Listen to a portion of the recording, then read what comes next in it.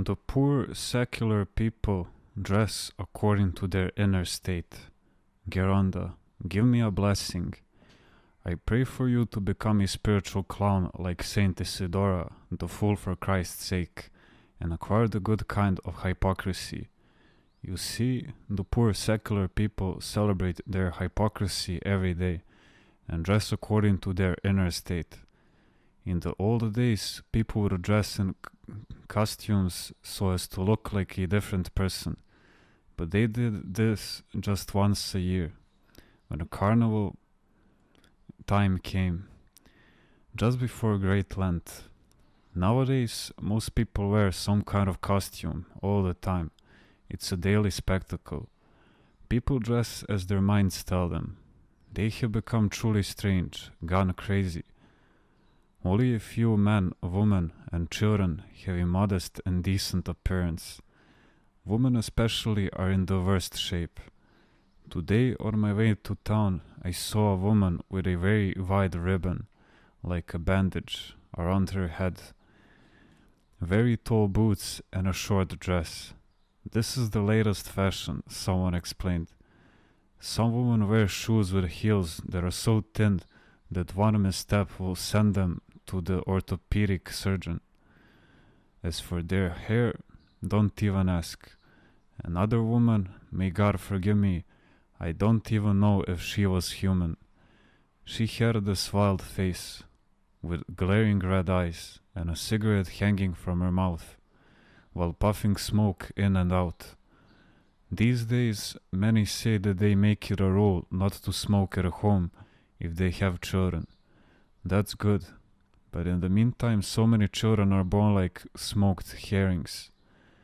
Coffee will also make people act strangely. Take a careful look at their faces and you'll see all kinds of grimaces. God's grace has left them. They are totally abandoned. I remember how bad things were when I was at Sinai.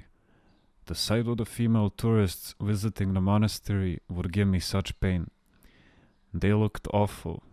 It was like seeing beautiful Byzantine icons thrown in a garbage can, except that in this case they had put themselves there.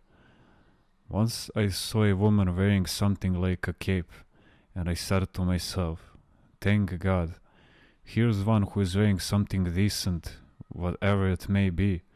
At least she is not like the others.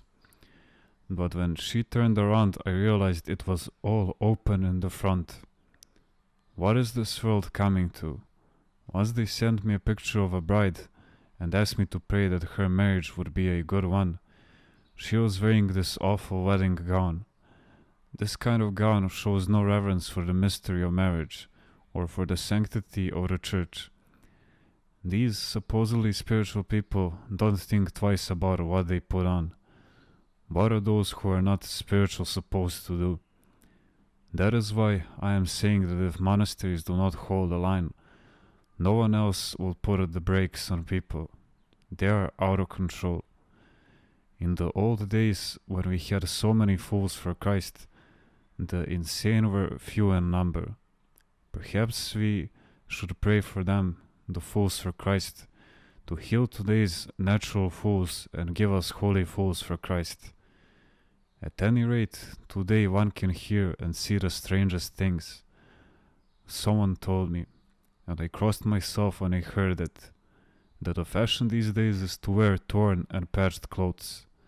Lazy, young people, it seems, have nothing better to do. They rub their clothes to make them look worn out, and then cut and sew rough patches on them. Now, that is natural for a hard-working man, but it does not make sense for someone who is lying around all day. And let me tell you, Geronda, the man said about another case that it is even more bizarre. My wife ran into the son of a family friend in Omonia Square in Athens. The young man was wearing a pair of trousers that was all torn in the back. Dear, she said to him gently, please put your hand and cover yourself. Get off my case, the young man replied. That's the fashion. Poor children. It is correct, Geronda, for people to wear t-shirts with pictures of saints on them. If the picture is on a t-shirt or jacket, it is fine. It does not do any harm. It is certainly better than putting on a picture of the devil. But if they print the picture of a saint on their trousers, that is inappropriate. It's impiety. Some pious people like this kind of thing, holy t-shirts. The Patriarch Demetrios visited the United States. T-shirts had been made with pictures of him and the Church of Hagia Sophia in Constantinople. Was it out of piety that they did that? I would think so. Why else? They were Orthodox Christians after all, not Jews or Muslims. Some people have good sense and do things right. Just like there are doctors who make good decisions and doctors that do not. Geronda, is all this confusion and disarray the result of outside influences? Well, where else would it come from? This is why in my day they used to say about people, what do you expect? They are from Smyrna. Smyrna was a seaside city visited by many foreigners. Saint Arsenios was very strict about such matters. There was once a newly wed bride in the town of Arasa who was wearing her flamboyantly colored scarf in the Smyrna style. The saint reprimanded her repeatedly, telling her to discard it and dress unpretentiously, simply like the rest of the women in Farasa. But she refused to listen to him. One day, when Saint Arsenios saw her still wearing the same scarf, he told her in a strict tone, I do not want Frankish diseases in Farasa. Be warned that if you don't change your ways, the children you bear will not live long after they are baptized. They will become angels, and you will not enjoy any of them. She did not hear Saint Arsenios' warning, and indeed, as he foresaw, she lost 2 of her little angels. Only then did she come to her senses, throw away the gaudy scarf, and go to Saint Arsenios to ask for forgiveness. Geronda, does wearing dark-colored clothing help the spiritual life of someone who wants to be a monk? Yes, it is of great help. When we wear dark-colored clothing, it is much easier to detach ourselves from the world, whereas colorful clothing has the opposite effect.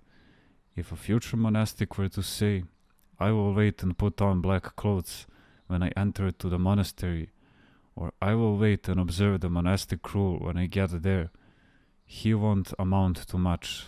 Black will be the color of his achievements.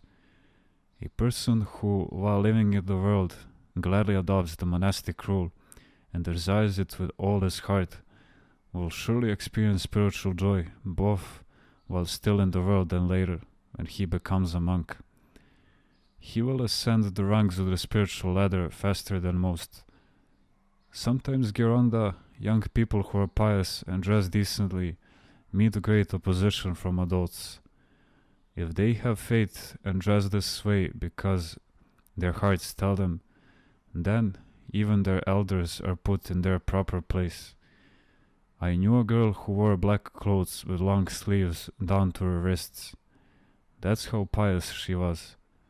Once an elderly woman dressed in the modern style said to her, Aren't you ashamed, a girl your age, to be dressed in black with long sleeves? Since you're not setting the example for us, the young woman replied, then at the very least, we will be the ones to wear black. But at these words, the woman was put in her place. Even recently, widowed women do not hesitate to wear colorful clothing. What can you say? My sister lost her husband at 23. She never remarried and was dressed in black until the day she died. As I see it, women like her who wear black in this life, even grudgingly, and who live a white spiritual life, praising God without complaining, are very blessed.